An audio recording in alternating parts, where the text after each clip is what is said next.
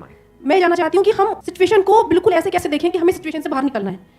कि मान लो हमारे पास बार बार कोई प्रॉब्लम आ रही है, हम उसे फेस कर रहे हैं, फिर जो आसपास के हमारे सराउंडिंग्स के लोग हैं वो भी टॉन्टिंग कर रहे हैं यहाँ पर, नहीं तुमने पहले भी ऐसे किया था, अब फिर तुम फेल हो जाओगे इसमें, तो वहाँ जाकर के हम स्टक हो जाते हैं और फिर हमारा कॉन्फिडेंस लूज हो जाता है। हम एक्जैक्टली कहाँ स्टक हो जाते हैं, जिसको आप वर्ड यूज कर रहे हो, स्टक हो जाते हैं। मतलब आप कह रहे हो कि हम अपनी थिंकिंग में स्टक हो जाते हैं, थिंकिंग में स्टक हो जाते हैं, राइट? हम ओवर थिंकिंग में चले जाते हैं, Overthinking में बैठे बैठे बस सोचते रहते हैं कि ऐसा क्यों हुआ, क्या हुआ, ऐसा नहीं होना कि चाहिए, हमारे लिए कुछ ऐसा हो गया तो क्या होगा, वैसा हो गया तो क्या होगा, मैं दोबारा भी ट्राई किया नहीं हुआ तो क्या होगा। हम जानते हैं कि पहले भी ऐसा हुआ था, फिर हमने उसे ओवरकम कर लिया, लेकिन बार बार वही चीज आते आते फिर वही ब्रेन का जो कंफर्ट जोन है फिर वहीं स्टक होने लगते हैं। और जिस कंफर्ट जोन की बात कर रहे हो वो एक्चुअल में ओवरथिंकिंग वाला जोन है। ओवरथिंकिंग वाला जोन है, मतलब बैठे बैठे बस सोचते रहते हैं जैसी हमारी कंडीशनिंग हुई पर है, कुछ नहीं पाते हैं, करते भी हैं तो थोड़ा सा करना शुरू करते हैं, उसके बाद वापस से वो थॉट्स हमारे ऊपर हावी हो जाते हैं, राइट? यही आप कह रहे हैं। सर प्रॉब्लम जो है इतनी ज़्यादा, क्योंकि एक्चुअली के लाइफ में अगर कुछ अच्छा होता है तो शायद हम प्रॉब्लम से इजीली निकल जाते हैं, बट बैक टू बैक जब आपको फेलियर्स ही मिल रहे हैं उस टाइम पे भी आपको फिर देखना ही बंद हो जाता है कि हाँ निकलने का भी कोई रास्ता है।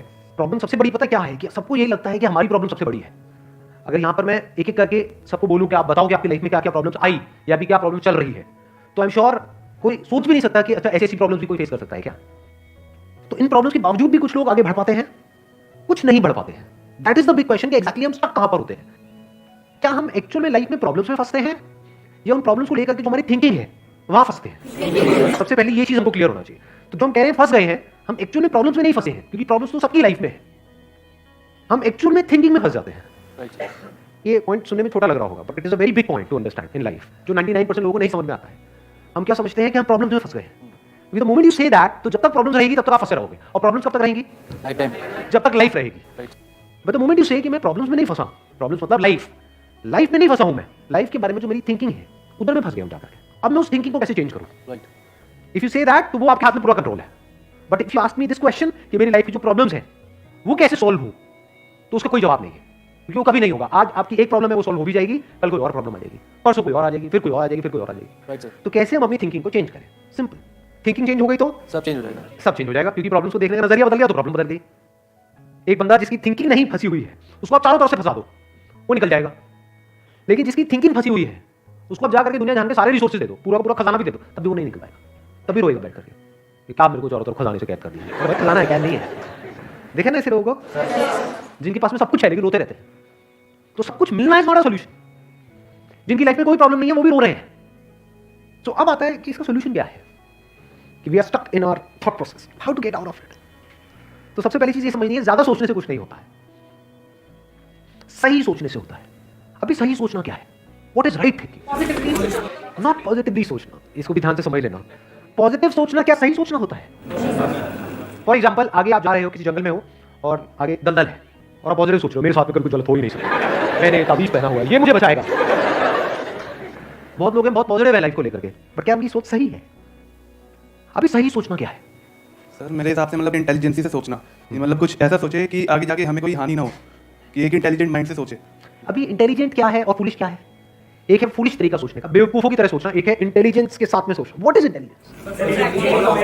जिसको हम इंटेलिजेंस कहते हैं, वो इंटेलिजेंस क्या है? साइंस को इंटेलिजेंस कह सकते हैं? नहीं कह सकते, नहीं कह सकते। तो किसको कहोगे? सुपरस्टिशंस को इंटेलिजेंस कहोगे? सुपरस्टिशंस मतलब क्या? बिलीफ, कुछ भी मान रखा है उसको पकड़ के बैठे हो, उसके हिसाब से एक्ट कर रहे हैं, उसको इंटेलिजेंस कहोगे? या साइंस जिस तरीके से आगे बढ़ रही है उसको इंटेलिजेंस कहोगे? एग्जैक्टली। तो साइंटिफिक वे ऑफ थिंकिंग समझना पड़ेगा, वो क्या है, उसको अपनी लाइफ में लगाना पड़ेगा, तब आप कह सकते हो आपकी जो थिंकिंग है वो सही है। अभी साइंटिफिक थिंकिंग मतलब क्या? रियलिटी को एज इट इज देख लेना, दैट इज साइंटिफिक थिंकिंग। यही तो है, और क्या है? There are laws of this universe, उसको एज इट इज देख लेना, उसको ऑब्जर्व करना, यही तो है साइंटिफिक थिंकिंग। उन लॉज को बदलना नहीं, क्योंकि साइंस बदल नहीं सकती उन लॉज को।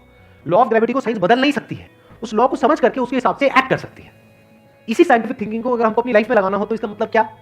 एक थिंकिंग हो सकती है लाइफ से रिलेटेड, जो भी आपके दिमाग में कचरा भरा पड़ा है बचपन से लेकर के आज तक, जैसा आपको समझाया गया है लाइफ के बारे में।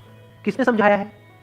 वो लोग जो खुद नहीं समझते लाइफ के बारे में, अपने अपने बिलीफ बनाए हुए हैं, अपने अपने स्टैंड पॉइंट से लाइफ को देख रहे हैं। फॉर एग्जाम्पल, कोई हिंदू है तो एक तरीके से लाइफ को देख रहा है, कोई मुस्लिम है तो अलग तरीके से लाइफ को देख रहा है, क्रिश्चियन है तो अलग तरीके से देख रहा है।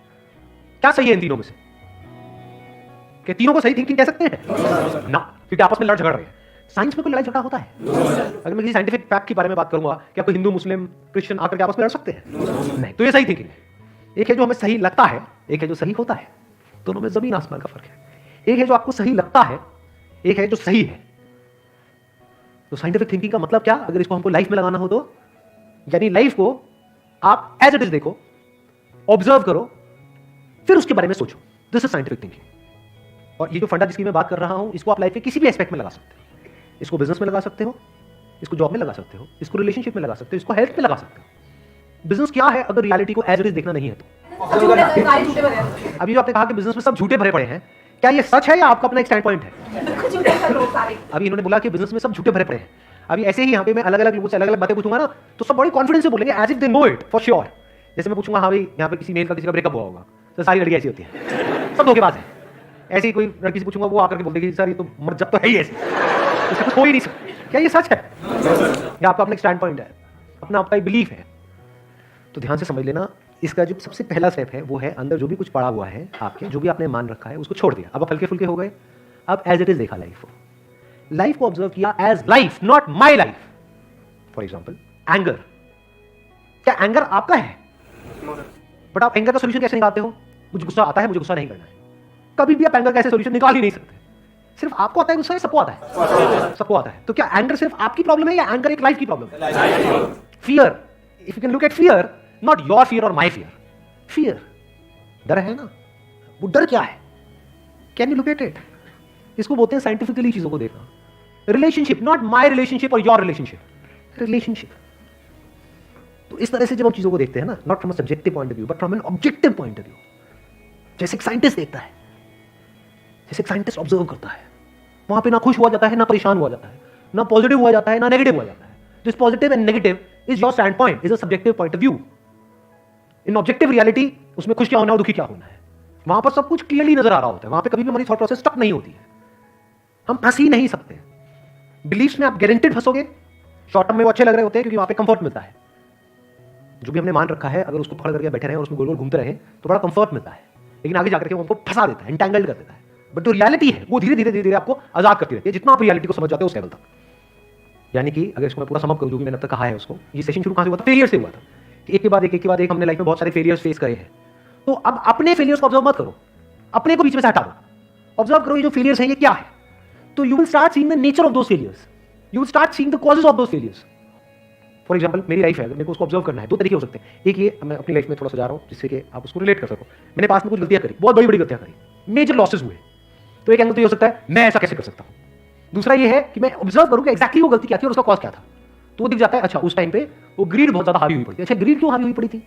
इतना लालच क्यों आया हुआ था कि हाँ ये करना है, ये करना है, ये करना है, ये क्यों आया हुआ था? और बचपन से ऐसी कंडीशनिंग हुई पड़ी थी, बचपन से घर में यही सारी बातें सुनी थी, तो इसलिए I was acting out of that information जो मेरे अंदर फीडेड थी, and that was not correct information.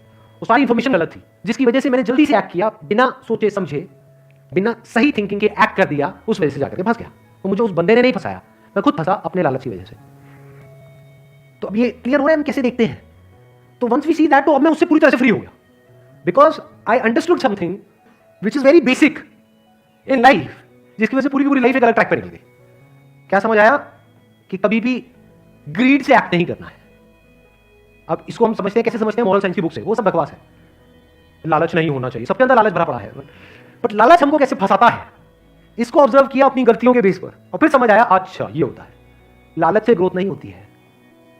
लालच से आप पैसा कमा सकते हो बट उसको आप ग्रोथ नहीं कह सकते, क्योंकि आप डिग्रेड हो रहे हो, तो आप एक्चुअल में ग्रो नहीं कर रहे हो। एक्चुअल ग्रोथ में उसको कह सकता हूं तो होलिस्टिक ग्रोथ हो, उसको ग्रोथ बोल सकते हैं। आपने पैसा तो कमा लिया लेकिन डर में जी रहे हो कि मैंने इतने घपले कर दिए, अगर किसी ने खा गया तो पता नहीं क्या हो जाएगा, क्या फायदा ऐसी लाइफ का, उसको आप ग्रोथ कहोगे? Can you call it growth? ना। तो लालच से ग्रोथ नहीं होती। तो ये चीजें समझना बारीकी से, step by step, step by step, तो आप गलतियों का पूरा नेचर समझ सकते हो, the nature of mistakes, the kind of mistakes, the types of mistakes, और उनके कॉजेस क्या होते हैं। अब जैसे हमको ये सब समझ आ जाता है और साफ दिखने लग जाता है, तो वो गलतियां होनी हमसे बंद हो जाती हैं। और जितनी भी गलतियां हो सकती हैं उन सबके अगर नेचर समझ आ जाते हैं तो गलतियां होने की पॉसिबिलिटी फ्यूचर में ऑलमोस्ट खत्म हो जाती है। प्लस जब समझ आ गई है उसकी रियलिटी, तो वहां पे ओवर थिंकिंग के लिए जगह नहीं होती है, आप थिंकिंग में स्टक नहीं होते हैं।